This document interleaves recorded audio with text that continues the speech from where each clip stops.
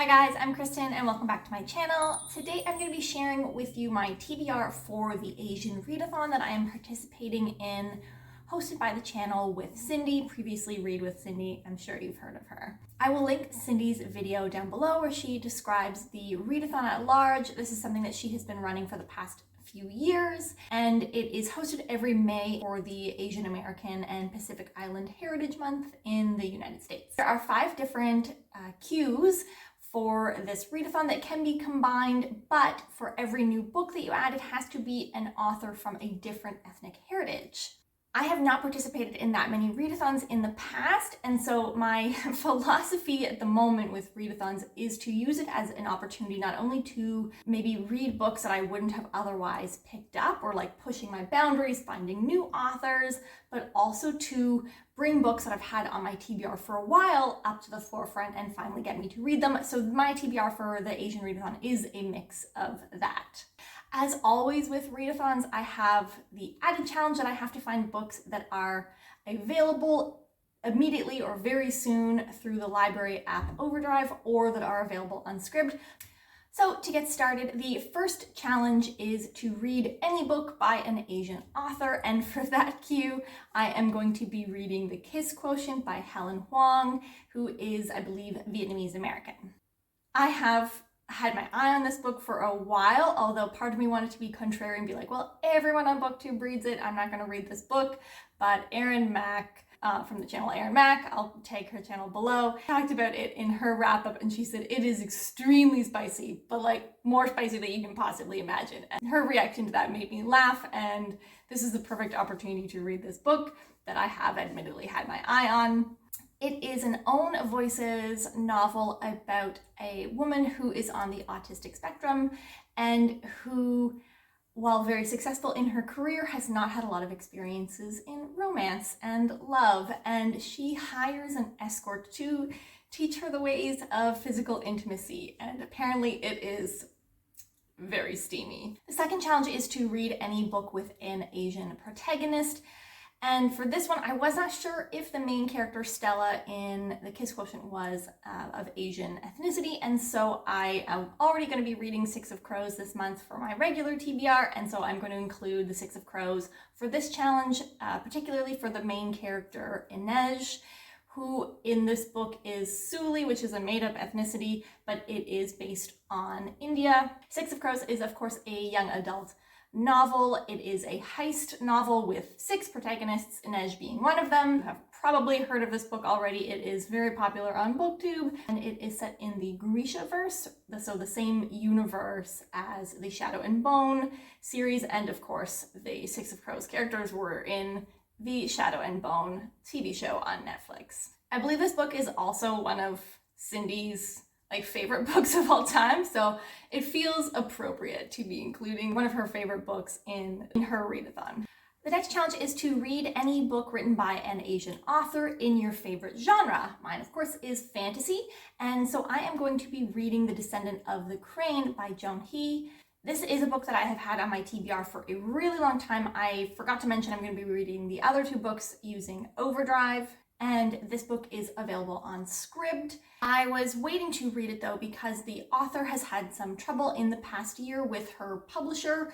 Essentially, they weren't paying her. You can find the whole story on her Instagram, which I will link. She also has a list of the new publisher that this book is now being published through. So if you are getting a physical copy, make sure to check the publisher on that physical copy and make sure, I believe in North America, it is Titan Books. But you can check out her Instagram with other locations and the publisher that is publishing the book currently in her name and that she is being paid for, if you are in a different location and looking for a physical copy. So I have been waiting for the publishing thing to get fixed because there was a period of time when people were reading her book and she was not getting paid for it. So it has been adjusted on Scribd as well. I double checked, it is published under Titan Books through Scribd. Descendant of the Crane is a Chinese-inspired young adult fantasy. The main character, Princess Hasina, father dies, and she is not only having to take over the ruling of her country, but she believes that her father has been murdered, and she is trying to solve his murder. In order to get help with this, she actually enlists magical help from a soothsayer, which is very illegal in her country. I have heard really great things about this book, and I have been waiting a really long time to read it. I'm very excited sort of for this opportunity to push it to the forefront of my TBR. So this does currently work as a standalone. It is a standalone novel at the moment, but apparently there is room for continuation. The next challenge cue is to read a nonfiction book by an Asian author. I have a really hard time with nonfiction. Not because I don't value them, I just don't finish them. I am a serial non-finisher of nonfiction books. I went through a phase where I bought a bunch of nonfiction books that were related to my career, and I finished none of them. There was even a book by like one of my favorite female scientists. Last year I bought a book of hers and I almost finished it, but honestly I didn't even finish that one, and I loved it.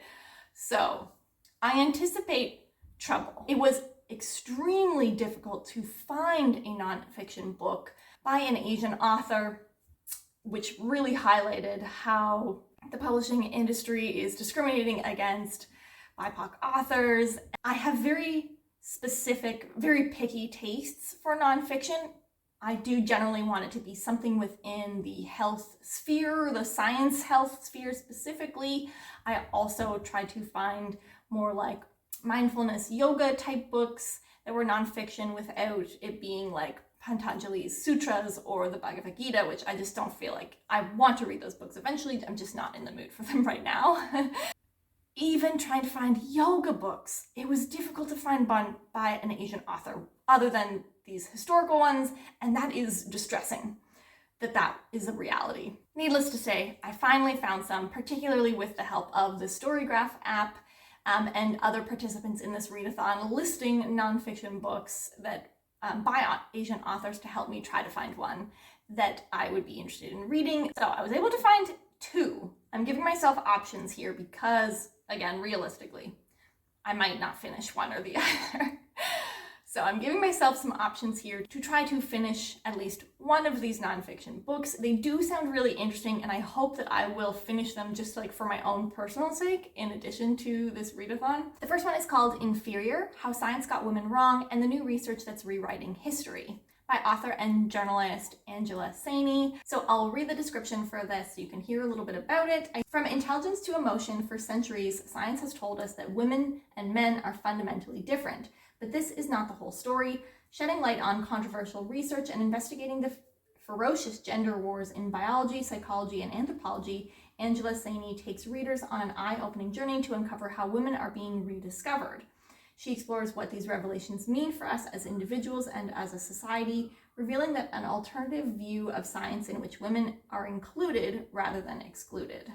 So that sounds right up my alley. I feel like I know that I'm going to end this being like riled up, or I'm going to spend the whole time being like really angry and riled and like ranting at my partner about the injustices of science's treatment of women in the past. I just know. But I hope that her delving into the newer research at least gives me like hope and inspiration. So that's the first option. And it is available, I think, pretty soon on Overdrive. The second option for nonfiction is one that I think more is that I need from like a self-help perspective. And this is The Courage to Be Disliked, How to Free Yourself, Change Your Life, and Achieve Real Happiness by Ishiro Kishimi and Fumitake Koga, who are both Japanese authors. I think one is a philosopher and the other is a journalist. So again, I will read the description here. The Japanese phenomenon that teaches us the simple yet profound lessons required to liberate our real selves and find lasting happiness. Actually, I'm going to skip like the generic self-help stuff at the beginning.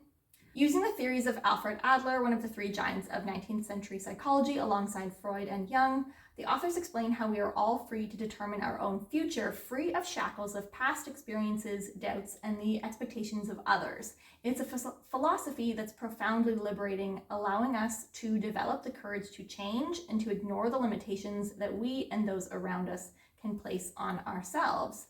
This book was originally published in Japanese and was translated to English only in 2019. So those are the two nonfictions that I'm going to give a try and hope that one at least sticks. I do honestly hope that I read both of them, if not both this month, but both at some point. I would like to get better with nonfiction books. I see the value, but I also know myself. The final challenge is to read any book by an Asian author that is not US centric. I was not sure if this was for the setting or the author.